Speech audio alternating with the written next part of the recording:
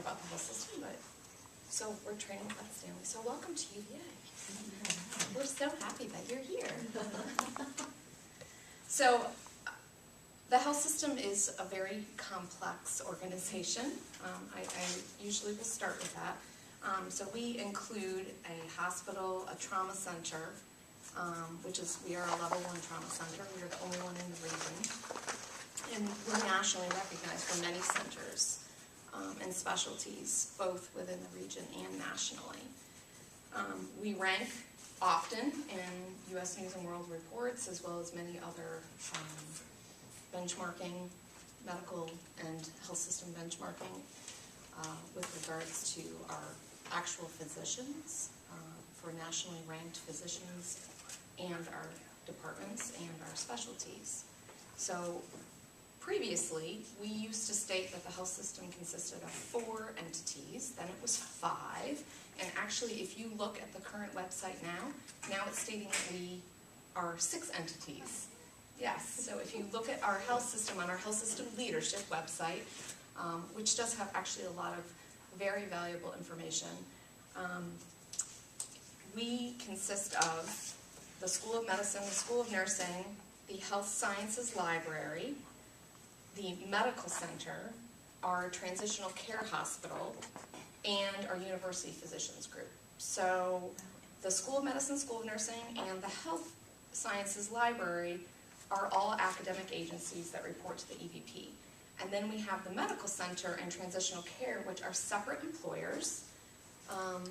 And University Physicians Group is also a separate employer, or what used to be what we would call Health Services Foundation, and I always make sure that people know that because you'll see it in Oracle, you'll see it in a lot of our reporting, and a lot of even the documents that UPG has out there still state HSF. Everyone's like, what's HSF? It is now University Physicians Group and is the practice plan by which we bill for our physician services. So all 6 of those entities have to work side by side in order to create this complex organization that strives on excellence for teaching, research, and patient care. So we are also what they call an academic medical center.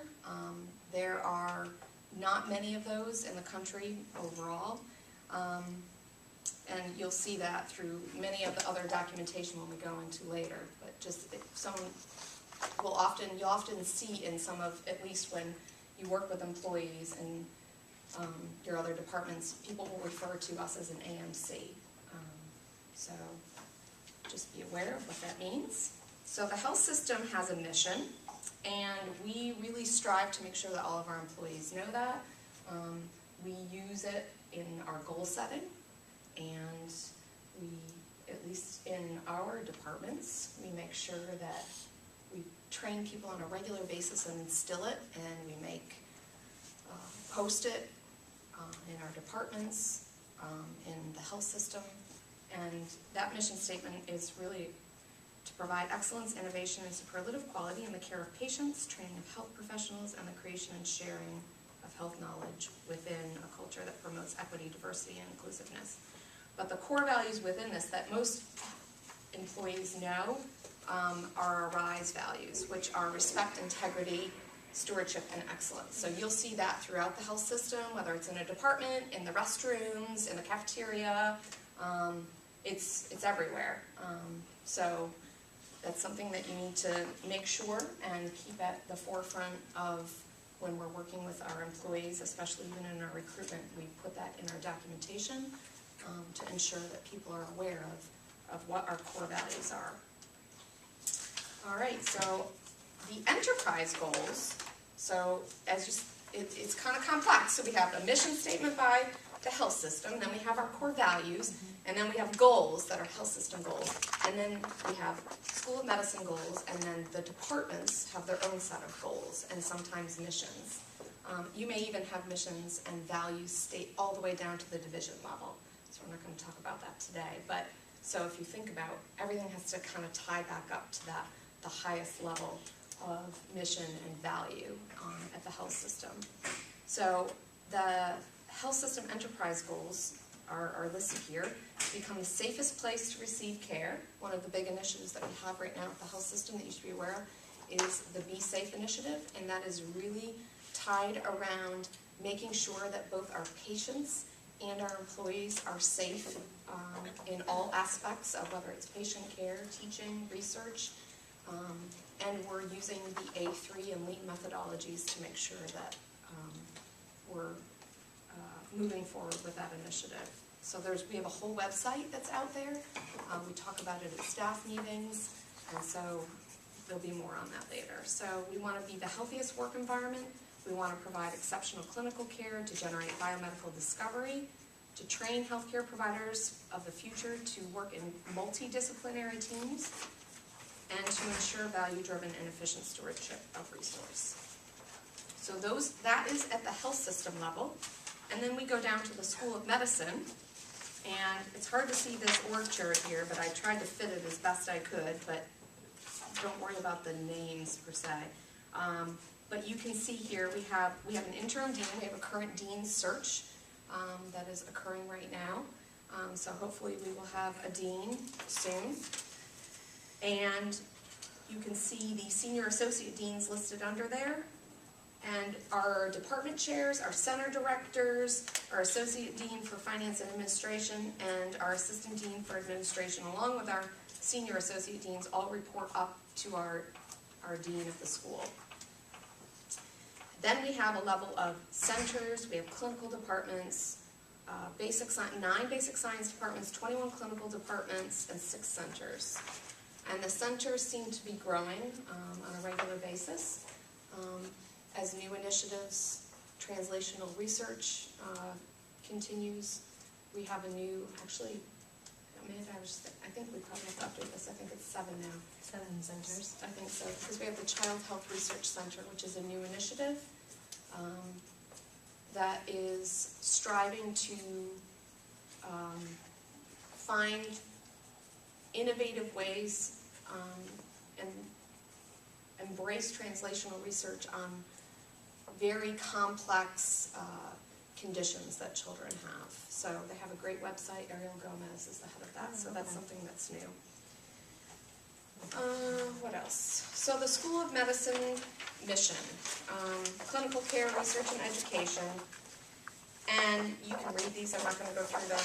But one of the things that I would tell people when they start is that we are so complex, and that one of the things that at the same time we work. Can we ask questions as we go along? Yes. So when you say right above the org chart, Yes. the School of Medicine is the largest school at the university.